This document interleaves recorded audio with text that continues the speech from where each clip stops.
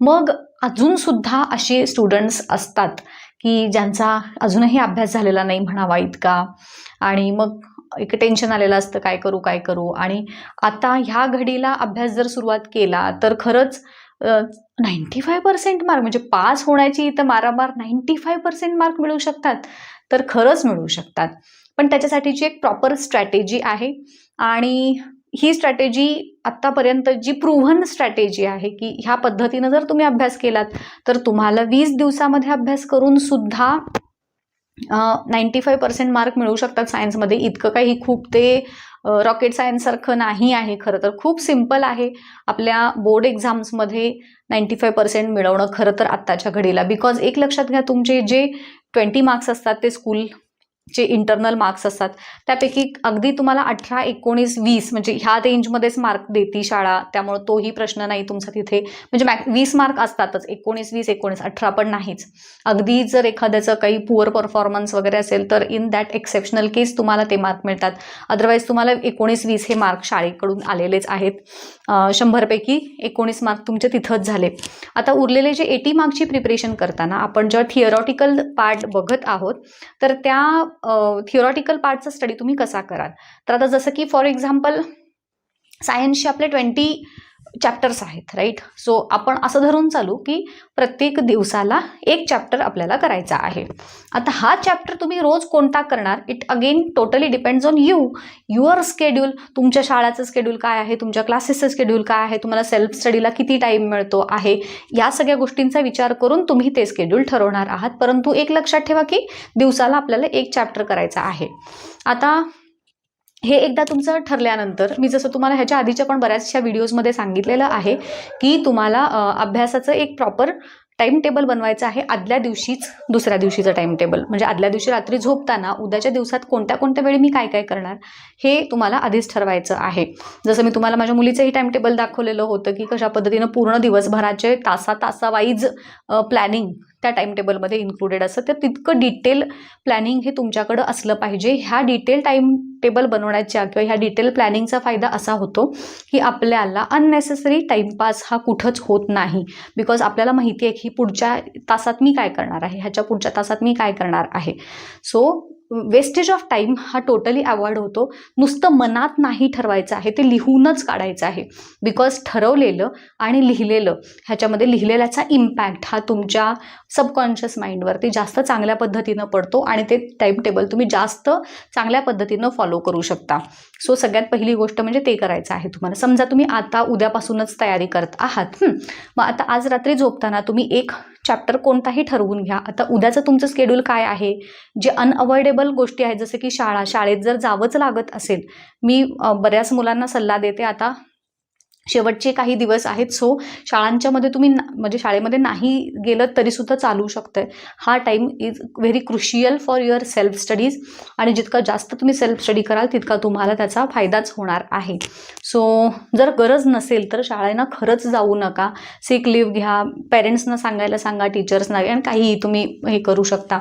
So जर compulsory नसेल तर, कंपल्सरी असेल तर मग त्याला काही ऑप्शन नाही. तर ते तुम्ही ठरवा. उद्याचं तुमचं स्केड्यूल काय आहे ते आधी बघून घ्या. मग त्या अकॉर्डिंगली तुम्हाला दिवसभरातला किती वेळ मिळणार आहे फॉर सेल्फ स्टडी हे पहिल्यांदा ठरवून घ्या. आणि मग तुम्ही त्या अकॉर्डिंगली एक चॅप्टर, आता हे बघा, अगदी असं पण नसतं की माझा अजिबातच अभ्यास झाला नाही. कोणत्या ना कोणत्या तरी चॅप्टरचा काही ना काहीतरी अभ्यास तुमचा झालेला असतोच ह्या घडीला, राईट. सो त्या अकॉर्डिंगली तुम्ही आठवड्यात एक टेंटेटिव्ह जे स्केड्युलिंग म्हणतो तसं करून ठेवा. आणि मग ह्या आठवड्यात साधारण आज उद्या परवा हे 5-6 दिवसांमध्ये मी कोणते कोणते चॅप्टर्स घेणार आहे, कोणते घेऊ शकते, हे जरा एक माइंड पुस्तक समोर ठेवा. पुस्तक समोर ठेवलं की तुमच्या लक्षात येईल, अरे हां, ह्याचं जास्त झालंय, कमी झालंय, जे असेल ते. आणि त्या पद्धतीनं प्रायोरिटी बेसिस तुमच्या दिवसाचा वेळ किती अवेलेबल आहे त्याच्यावरती ठरवा. तर हे मी जसं सांगितलं तुम्हाला ही प्रूव्हन स्ट्रॅटेजी आहे. ह्या पद्धतीनं गेला तरी तुम्हाला 20 दिवसात 20 चॅप्टर करून 95 अबोव मिळणार म्हणजे मिळणार. ह्यात म्हणजे काही वादच नाही आहे, ठीक आहे. पण ह्या पद्धतीनं मात्र तुम्हाला स्ट्रिक्टली जावं लागेल. वर्षभर जे झालं ते झालं. आता इथून पुढं मात्र आपल्याला जे काही शेवटचे काहीच दिवस राहिलेले आहेत परीक्षेला त्याचं प्रॉपर युटिलायझेशन जर केलं तर हे अशक्य नाही, चमत्कार नाही आहे हा. हे होतं आणि प्रॉपर होतं. फक्त all you have to do is to तुम्हाला ते फोकस्ड राहायचं आहे, डिस्ट्रॅक्शन्सना अवॉइड करायचं आहे, गायब व्हायचं आहे. म्हणजे म्हणतो ना की अजिबात घरच्यांना सोडून तुमचं एक्झिस्टन्स दुसऱ्या कोणाला कळलं नाही पाहिजे इतकं त्या एका खोलीमध्ये बसा. एक स्वतःचं तुमचं एक एरिया ठरवून घ्या आणि तो तिथून हलायचं नाही बिलकुल सुद्धा, ते आपलं दिवसाचं ठरलेलं टार्गेट कंप्लीट झाल्याशिवाय. आणि खरंच हे एवढं सिरियसली करा. म्हणजे एक अजूनही म्हणतो ना, अजूनही संधी गेली नाही, तर तशी अजूनही वेळ आहे तुमच्या हातात, बऱ्यापैकी दिवस आहेत अजूनही. अजून तुम्ही एक तुमचं अगदी सर्वस्व पणाला लावून अभ्यास करून तुमच्या घरच्यांना आणि तुम्हाला सुद्धा प्राऊड फील होईल असं अचीव करू शकता बोर्ड एक्झाममध्ये तुम्ही. अगदी खरंच हे होऊ शकतं, फक्त ह्या पद्धतीनं करायचं आहे. मग हे तुम्ही शेड्यूल ठरवलं, उद्याचा तुमचा चॅप्टर ठरला की मी ह्या वेळेस म्हणजे उद्या समजा फॉर एक्झाम्पल मी घेणार आहे हेरिडिटीचा चॅप्टर घेणार आहे. मग त्या चॅप्टरची प्रिपरेशन करत असताना सगळ्यात पहिलं काम तुम्हाला जे करायचं आहे ते म्हणजे पूर्ण धडा स्टार्ट टू एंड वाचून घ्यायचा आहे. मॅक्स टू मॅक्स 15 मिनटं खूप झाली ह्या गोष्टीला, बरोबर. तर ते वाचून घेताना नुसतं वाचायचं नाही, पेन्सिल हातात घ्यायची आणि लिटरली मोठ्यानं वाचायचं. म्हणजे जसं लहान असताना आपण कमळाचा ए फॉर ॲपल जसं म्हणत होतो तसं, म्हणजे हेरिडिटी इज ऑल्सो कॉल्ड, असं अगदी मोठ्यानं वाचा. म्हणजे काय होतं, कुठं सुद्धा आपलं माइंड डिस्ट्रॅक्ट होण्याचे चान्सेस तिथं थांबून जातात. सो हे एक झालं. पेन्सिल घ्यायची, महत्त्वाच्या वर्ड्सना अंडरलाईन करायचं, बिकॉज एक तरी प्रश्न दरवर्षी असा असतो की जो आत्तापर्यंत कधीच विचारलेला नाही आहे, असा असणार आहे आणि तो कुठल्या तरी कोपऱ्यातला असणार आहे. आपल्याला त्या प्रश्नाची प्रिपरेशन करायची असलं तर तुम्हाला हे पुस्तकाचं थरोली नॉलेज रीडिंग हे प्रॉपरली झालं पाहिजे.